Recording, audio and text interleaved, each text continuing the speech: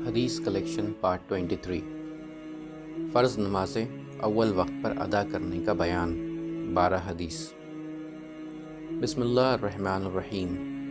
السلام علیکم دوستو، آج کی ویڈیو میں ہم فرض نمازیں اول وقت پر ادا کرنے کے بارے میں 12 حدیث بیان کریں گے۔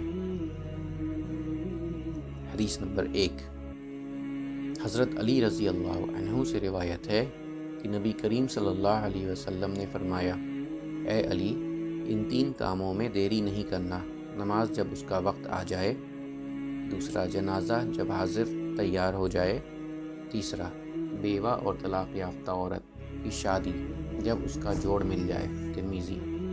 حدیث نمبر 2، حضرت عائشہ رضی اللہ عنہا سے روایت ہے کہ نبی کریم صلی اللہ علیہ وسلم نے اس فانی دنیا سے رخصت ہونے تک کبھی بھی جان بوجھ کر کوئی نماز اس کے آخری وقت میں 2 مرتبہ ادا نہیں کی۔ ترمذی۔ وضاحت: نبی کریم صلی اللہ علیہ وسلم نے صرف 1 مرتبہ امت کو تعلیم دینے کے لیے تمام نمازیں آخری وقت میں ادا کی تھیں۔ اگرچہ نماز کے آخری وقت میں نماز پڑھنے سے فرض تو ادا ہو جاتا ہے، مگر مسنون اور افضل یہی ہے کہ وقت شروع ہوتے ہی فرض ادا کر لیں، سوائے نماز عشاء کے، اس لیے کہ کسی وجہ، ضروری کام، حادثے وغیرہ سے نماز قضا ہو سکتی ہے۔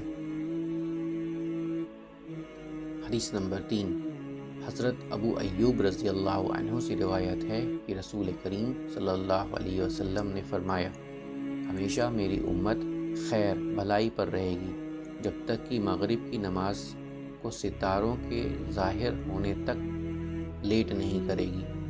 ابو داؤد۔ وضاحت: مغرب کی نماز سورج غروب ہوتے ہی پڑھنا بہتر ہے کیونکہ اس کا وقت کم ہوتا ہے۔ حدیث نمبر 4، حضرت ابو ہریرہ رضی اللہ عنہ سے روایت ہے کہ رسول کریم صلی اللہ علیہ وسلم نے فرمایا، اگر مجھے امت کے بارے میں مشقت، پریشانی اور دقت میں پڑنے کا خوف نہ ہوتا تو میں انہیں حکم دیتا کہ وہ عشاء کی نماز کو رات کے تہائی یا آدھی رات تک لیٹ کر کے ادا کریں۔ ترمذی، ابن ماجہ۔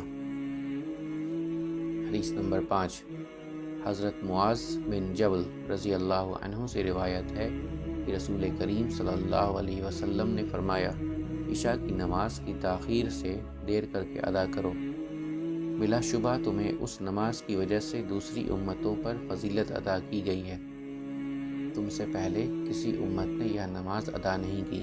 ابو داؤد۔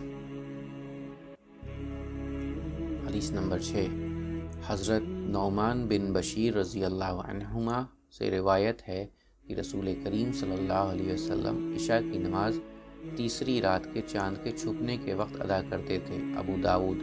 وضاحت: چاند کی تیسری تاریخ کو چاند کافی دیر سے غروب ہوتا ہے، چھپتا ہے۔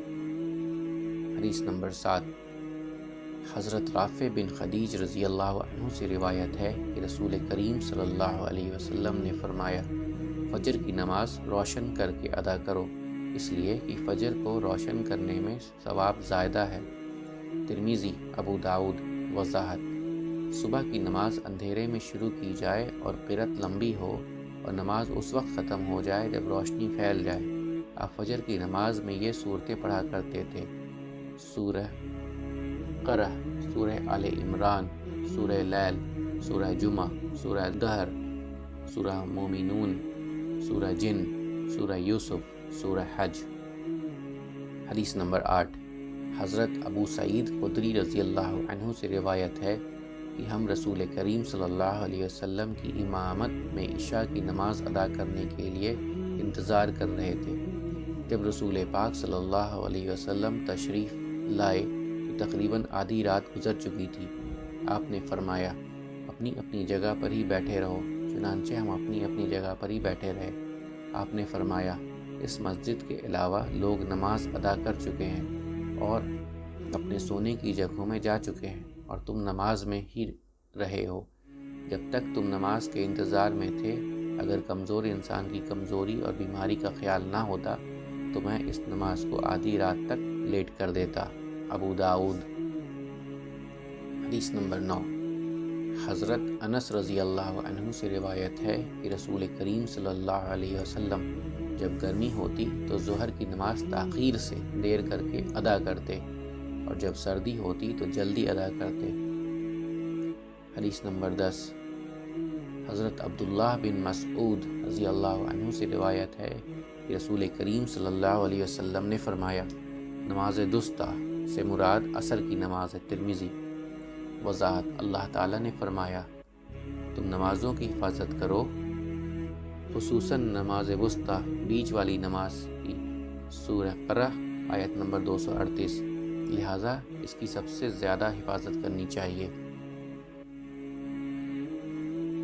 حدیث نمبر 11، حضرت ابو ہریرہ رضی اللہ عنہ سے روایت ہے کہ نبی کریم صلی اللہ علیہ وسلم نے اللہ تعالیٰ کے اس قول ترجمہ بلا شبہ فجر کی نماز کی قرأت میں حاضری ہوتی ہے، سورہ بنی اسرائیل آیت نمبر 78 کے بارے میں فرمایا، اس قرأت میں رات اور دن کے فرشتے حاضر ہوتے ہیں۔ ترمذی۔